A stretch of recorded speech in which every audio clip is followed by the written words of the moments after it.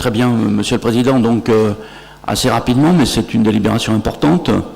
Donc, il y a un an, nous avions ouvert le débat sur le mode de gestion et le 29 mars dernier, nous avons adopté ici en Conseil métropolitain le fait de constituer une régie à personnalité morale, à autonomie financière, élargie à tout le secteur de l'assainissement des 31 communes. Donc, depuis, le travail a été intensif. D'une part pour définir avec précision le périmètre de cette régie, c'est-à-dire assainissement collectif, assainissement non collectif, la ressource en eau, qui sont des compétences qui sont transférées à la régie, mais également nous confions à la régie quelque chose qui n'est pas, dont elle ne peut pas assurer directement la compétence. Ce sera une délégation de la part de la métropole. Ça concerne le réseau de défense incendie. Ainsi, nous créons un outil qui est une régie complète avec externalisation partielle, qui a pour objectif de répondre aux grands enjeux des années qui viennent, et qui seront des années où la pression hydrique sur la ressource en eau sera importante et on aura beaucoup de travail à mener. Le deuxième chantier qui nous a occupé depuis le mois de mars, c'est effectivement le transfert du personnel, et vous savez que nous avons choisi de faire cela sur la base du volontariat avec un dialogue social soutenu. Ce travail a abouti à des accords de méthode autant au niveau du personnel de la métropole qu'au niveau du personnel de la régie. Je me félicite de ce travail. Je tiens ici à remercier Joël Raymond, vice-président ressources humaines, qui m'a accompagné dans ce travail de ressources humaines tout à fait essentiel. À partir de là, les statuts qui vous sont proposés aujourd'hui permettent d'une part l'élargissement effectivement aux compétences que je vous ai dit, mais ce qui est important dans ces statuts qu'il faut repérer, c'est la gouvernance qui se met en place. Le premier acte de cette gouvernance, c'est que la régie n'est pas quelque chose de séparé de la métropole, c'est un outil au service de la collectivité publique. Et c'est pour ça que nous allons adopter, dans les mois qui viennent, un document d'orientation stratégique par lequel la métropole fixera la feuille de route de la régie qui sera chargée de la mettre en œuvre. Ça, c'est extrêmement important. D'ailleurs, la deuxième délibération que je vous présenterai, peut-être avec la même intervention pour aller un peu plus vite, concerne un document d'orientation stratégique qui concerne la tarification. Et bien, c'est de la même manière, c'est la métropole qui définit l'orientation, ensuite la régie le met en œuvre, et on jugera chaque année le bilan de cette mise en œuvre. La deuxième chose, ça consiste au fait que, comme vous le savez, les régies avec personnalité morale sont dirigées par des conseils d'administration dans lesquels la loi, nous permet d'y introduire non seulement les représentants du conseil métropolitain, c'est une obligation, ils sont obligatoirement majoritaires dans ce conseil d'administration d'après la loi, mais également un autre collège qui représente à la fois les associations environnementales, d'usagers, également les personnalités qualifiées, car nous avons un partenariat très étroit avec la recherche et l'université sur Montpellier, et des représentants du personnel. Donc le nouveau conseil d'administration passe de 20 à 24.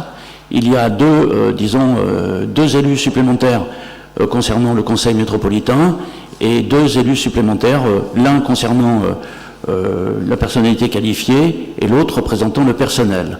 Je signale à cette occasion que la régie de Montpellier va donc être la seule régie en France où le personnel est représenté par deux représentants avec voix délibérative. Beaucoup de régies ne leur donnent qu'une voix consultative. Ce progrès social est important à manifester parce qu'ils sont très présents dans ce conseil d'administration et jouent un rôle tout à fait essentiel. Donc, dans les désignations qui seront faites ce soir, on vise uniquement à compléter le conseil d'administration tel qu'il est, mais au cours de l'année prochaine, sera réélu un conseil d'administration, nouvelle formule permettant de couvrir les 31 communes. Or, comme ce conseil d'administration ne permettra pas de couvrir les 31 communes et qu'on est dans l'obligation de faire que ce soit les conseils métropolitains qui soient dans le conseil d'administration, nous proposons une deuxième structure de gouvernance qui est une conférence territoriale et qui est importante puisque dans cette conférence territoriale, les 31 communes seront représentées. Et j'ai des demandes de nombreux maires qui me disent avoir dans leurs conseils municipaux des élus tout à fait engagés et impliqués sur les questions du cycle de l'eau et qui souhaitent participer, qui naturellement ne sont pas membres du conseil métropolitain. Donc les maires pourront parfaitement se déléguer, et cette conférence territoriale dont nous donnons l'obligation d'une réunion annuelle peut-être éventuellement se réunir plus souvent, mais ce sera un lieu d'échange et de travail dans le détail. Voilà, à ce sujet, pour avoir visité plusieurs communes de la métropole, tant sur les questions d'assainissement que sur l'eau, je sais qu'il existe une démocratie de l'eau et d'élus qui, sur le plan local, connaissent très bien leur territoire et qui nous apportent souvent leurs compétences. Voilà le dispositif que prévoient ces statuts pour pouvoir les mettre en œuvre au cours de l'année 2022, car je vous rappelle que la régie sera opérationnelle le 1er janvier 2023. Quelques mots maintenant concernant la tarification. L'affaire numéro 7. Ouais, l'affaire suivante. Là aussi, au cours de l'année 2022, la régie va être amenée à établir la tarification qui sera appliquée au 1er janvier 2023. Nous n'avons pas voulu bousculer le fonctionnement et surtout les finances de la régie telles qu'ils existent aujourd'hui par une décision hâtive, et nous avons créé un cadre. Ce cadre, il est fourni par cette délibération. Cette délibération nous dit que nous devons aller vers une tarification solidaire et écologique. La tarification solidaire consiste à faire que tous nos concitoyens puissent avoir un accès à l'eau, quels que soient leurs revenus, quelle que soit leur situation. Et cela signifie que les premiers mètres cubes, désormais la loi, je le regrette, a supprimé la possibilité d'utiliser les premiers mètres cubes de manière gratuite, mais nous pouvons faire que les premiers mètres cubes soient le moins cher possible, puisque ce sont les mètres cubes qui permettent la survie humaine. Et puis, la deuxième chose, c'est la tarification écologique, c'est-à-dire c'est une tarification progressive. Naturellement, cette tarification progressive s'appliquera aux compteurs individuels, car au compteur collectif, il serait profondément injuste. Et cette tarification progressive fait que nous taxerons plus cher, quelque part par le prix, les usages dispendieux de l'eau.